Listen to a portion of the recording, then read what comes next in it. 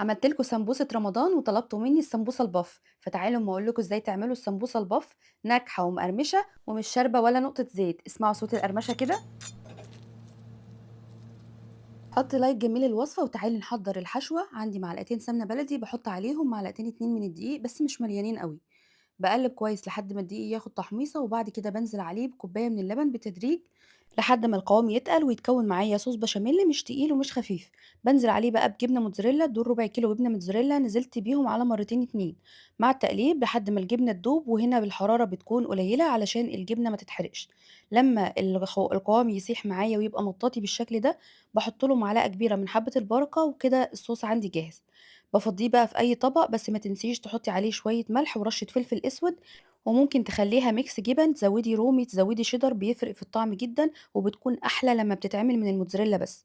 هنحضّر دلوقتي العجينة. عندي نُص كيلو دقيق شِلت منه ربع كوباية وحطيت بدالها ربع كوباية نشا، حطيت عليه نُص معلقة ملح صغيرة و3 معالق كبار زيت، وحطيت كوباية مَيّة عادية من الحنفية وابتديت إن أنا أعجن. احتجت كمان فضِفت أقل من ربع كوباية مَيّة لحد ما لمّت العجينة معايا وتكوّن عجينة طرية ما فيهاش تلزيق بس عجينة طرية، بس مش ما تكونش ملزقة. باغطّيها وباسيبها ترتاح كده نُص ساعة، وبعد كده باخدها بقى على رخامة على رشة نشا.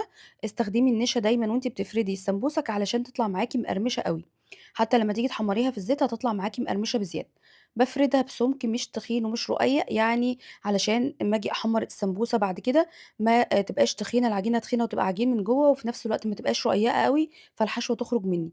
أي قطّاعة مدوّرة بالحجم ده أو ممكن تقطّعي بمكنة لَف السمبوسة نفسها، هي بتبقى الجزء اللي ورا بيكون حادة فتقدري تقطّعي بيه.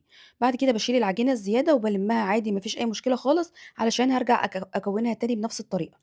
حشوة الجبنة بعد ما بردت خالص بلّيت إيدي بَلّة زيت بسيطة وشكّلتها زي ما أنتم شايفين كده، وباجي بقى في الماكنة بتاعة السمبوسة باكون يعني راشة عليها رشة دقيق وباحط العجينة وباحط الجزء من الحشوة اللي أنا مجهّزاها وبابِل الأطراف مَيّة وباقفل عليها بالشكل ده. ممكن تسيبيها زي ما هي على القفلة أو الشكل بتاع الماكنة البسيطة دي، أو ممكن تقفّليها زيادة بأطراف صوابعِك بالشكل ده علشان تضمني إنها ما تفتحش منِّك في الزيت. شكّلي العجينة كلّها الأول واعمليها بمكنة السمبوسة وسيبيها على جنب كلّها، بس تكون على رشّة دقيق علشان ما تلزقش في الرخامة أو تلزق في الطبق اللي هتعمليه. وبعد كده قبل ما تقليها في الزيت ابدئي قفّلي الأطراف بالشكل اللي أنا باعمله ده قبل ما تحطّيها في الزيت. بلاش العجينة تبقى سميكة أوي ولا رقيقة أوي، لإن الرقيقة أوي بتفتح في الزيت وده اللي حصل معايا فعلًا في الدور التاني، في واحدة فتحت وبهدلت الزيت خالص. السمبوسة بتتقلي في زيت يكون سخن ويكون غزير، الحرارة بتكون متوسطة ما تبقاش عالية أوي، عشان السمبوسة ما تتحمرش مرة واحدة وهي لسه ما استوتش من جوه.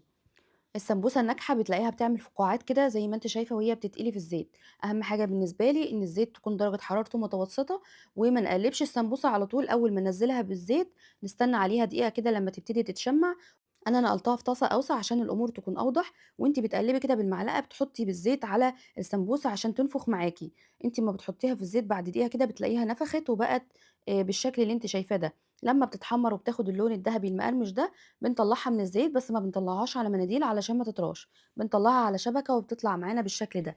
ولو حابة كمان تفرّزيها بعد ما تحشيها وتقفّليها، رصيها في طبق يكون مرشوش رشة دقيق وغطّيها بكيس بلاستيك، دخّليها الفريزر تتجمد، وبعد كده طلّعيها وعبّيها بقى في أكياس أو في علب ودخّليها الفريزر تاني، بتطلع هشة ومقرمشة ومفرّغة بالشكل ده.